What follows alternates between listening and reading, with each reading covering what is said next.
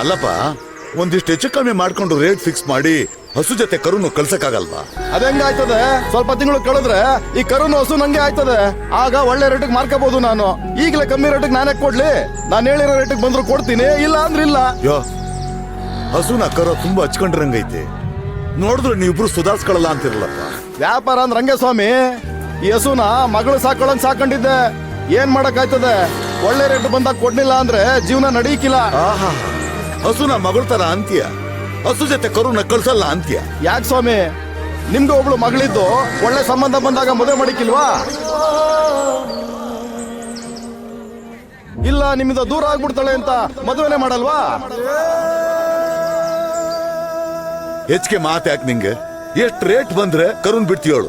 ಸ್ವಾಮಿ, 5,000 ರೂಪಾಯಿಗೆ ಒಂದ್ ಪೈಸನು ಕಮ್ಮಿ ಇಲ್ಲ ಸ್ವಾಮಿ. 5,000 ತಗೋ, ಅವನ್ ಜೊತೆ ಚೆನ್ನಾಗಿರು. ಹಿಡ್ಕೋ. ನೋಡಪ್ಪ, ಕೈ ಮುಗಿದು ಕೇಳ್ಕೊಳ್ತೀನಿ, ಎಷ್ಟೇ ಕಷ್ಟ ಬಂದ್ರು ಹಸು ಕರನ್ನ ಬೇರೆ ಮಾಡು. ಆಯ್ತು ಬುದ್ಧಿ. ಚೆನ್ನಾಗಿ ನೋಡ್ಕೋಬೇಕು.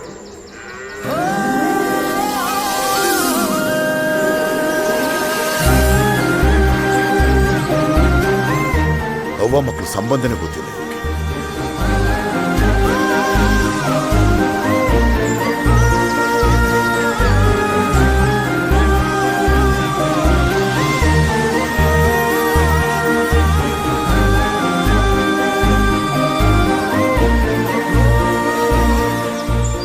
ಹಸು ಜೊತೆ ಕರುನ ಕಳ್ಸಲ್ಲ ಅಂತ್ಯ? ನಿಮ್ಗೆ ಒಬ್ಳು ಮಗಳಿದ್ದು ಒಳ್ಳೆ ಸಂಬಂಧ ಬಂದಾಗ ಮದುವೆ ಮಾಡಿಕಿಲ್ವಾ? ನಿನ್ನ ಮಗಳಿಗೆ ಕಂಕಣ ಭಾಗ್ಯ ಕೂಡಿ ಬಂದಿದೆ.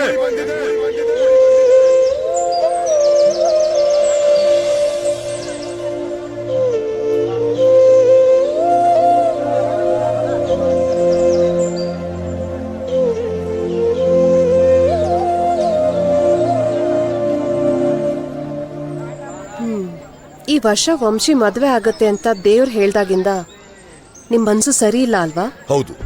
ಏನೀಗ? ಅವಳಿನ್ನು ಚಿಕ್ಕವಳು. ಇಷ್ಟು ಬೇಗ ಅವಳನ್ನು ಮದುವೆ ಮಾಡಿ ಮನೆಯಿಂದ ಆಚೆ ಕಳಿಸೋ ಅವಶ್ಯಕತೆ ಆದ್ರೂ ಏನಿದೆ? ನಾನ್ ಮದುವೆ ಮಾಡೋದಿಲ್ಲ, ಯಾವ ದೇವ್ರು ಹೇಳಿದ್ರು ಅಷ್ಟೇ. ರೀ, ಮಗಳು ಎದೆ ಎತ್ತರಕ್ಕೆ ಬೆಳೆದ್ ನಿಂತಿದ್ದಾಳೆ. ನಿಮ್ ಒಬ್ಬಳಿಗೆ ಮಗಳಿರೋ ತರ ಆಡ್ಬೇಡಿ. ಅವಳು ಓದ್ ಮುಗ್ದಿದೆ. ನಾನ್ ನಿಮ್ಮನ್ ಮದ್ವೆ ಆದಾಗ ನನ್ಗ್ 16 ವರ್ಷ. ಆವತ್ತಿನ ಪರಿಸ್ಥಿತಿ ಬೇರೆ, ನಮ್ಮಿಬ್ಬರಿಗೂ ಬೇರೆ ಆಸರೆ ಬೇಕಾಗಿತ್ತು. ಅದೇ ಅಲ್ವಾ ನಾನು ಹೇಳ್ತಿರೋದು. ನಮ್ ನಂತರ ನಮ್ ಮಗಳಿಗೂ ಆಸರೆ ಬೇಕಲ್ವಾ? ಯಜಮಾನ್ರೆ, ಅಮ್ಮವ್ರು ಹೇಳ್ತಿರೋದು ನಿಜ. ನನಗ್ ಗೊತ್ತು. ಆದ್ರೆ ಯಾರು ಹೇಳಿದ್ರು ಏನೇ ಮಾಡಿದ್ರು ನನ್ನ ಮಗಳಿಗೆ ನಾನು ಮದುವೆ ಮಾಡೋದಿಲ್ಲ.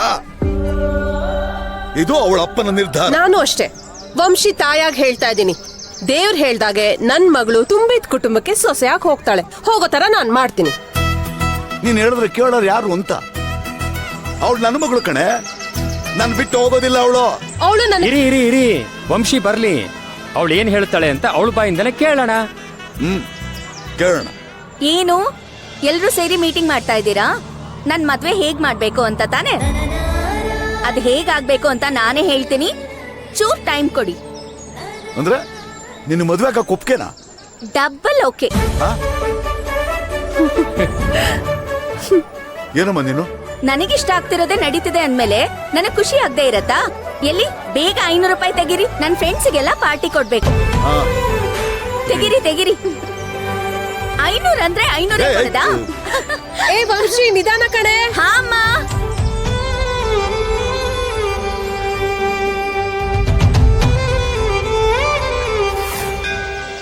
ನಾನ್ ಹೇಳಿರ್ಲಿಲ್ವಾ ನಿಮ್ಗೆ ನಂದೇ ಫಸ್ಟ್ ಮದ್ವೆ ಆಗೋದು ಅಂತ? ಹಲೋ, ಇನ್ನೂ ಮದ್ವೆ ಆಗಿಲ್ಲ, ಸ್ವಲ್ಪ ಸಮಾಧಾನ. ಅದಾಗತ್ತೆ ಬಿಡೆ. ಅದ್ ಸರಿ, ನೀನ್ ಯಾಕೆ ರಾಜೀವನ್ ಬಿಟ್ಟೆ? ಅವ್ನ್ ನೋಡೋದಕ್ ಚೆನ್ನಾಗೇ ಇದ್ದ ತಾನೆ? ನಾನೆಲ್ ಬೇಡ ಅಂತ ಹೇಳ್ದೆ. ಮದ್ವೆ ಆದ್ಮೇಲೆ ಬೆಂಗಳೂರಲ್ಲಿ ಆರಾಮಾಗಿರೋಣ ಅಂತ ಹೇಳ್ದೆ. ಅವನೇ ಸೆಟ್ ಆಗಲ್ಲ ಅಂತ ಹೇಳ್ದ. ಅದಕ್ಕೆ ನಾನು ಸರಿ ಕಣೋ ಪೆದ್ದು ಹೊರಡು ಅಂದೆ. ಪೆದ್ದು ಅವನಲ್ಲ, ನೀನು. ಯಾಕೆ? ಅಷ್ಟ್ ಒಳ್ಳೆ ಹುಡುಗನ್ ಬಿಟ್ಟಿಯಲ್ಲ ಅದಕ್ಕೆ. ಅದ್ ಸರಿ, ನಿಮ್ಗೆ ಯಾವ ತರ ಹುಡುಗ ಬೇಕು?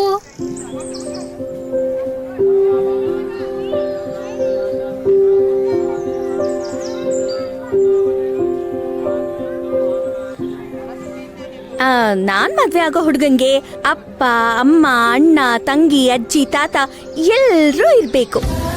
ಮಿನಿಮಮ್ ಅಂದ್ರೂ ಒಂದ್ 10-12 ಜನ ಇರೋ ತುಂಬಿದ ಮನೆಗೆ ನಾನ್ ಸೊಸೆಯಾಗಿ ಹೋಗ್ಬೇಕು. ಒಗ್ಗರಣೆ ಹಾಕೋದಕ್ಕೂ ಬರಲ್ವೇನೆ ನಿನಗೆ ಅಂತ ಅತ್ತೆ ಹತ್ರ ಬಯಸ್ಕೋಬೇಕು. ಮತ್ತೆ ನನ್ ಬಾವ ಶರ್ಟ್ ಎಲ್ಲಿ ಅಂತ ಕೂಗ್ದಾಗ ಐರನ್ ಮಾಡ್ಕೊಂಡ್ ಹೋಗ್ ಕೊಡ್ಬೇಕು.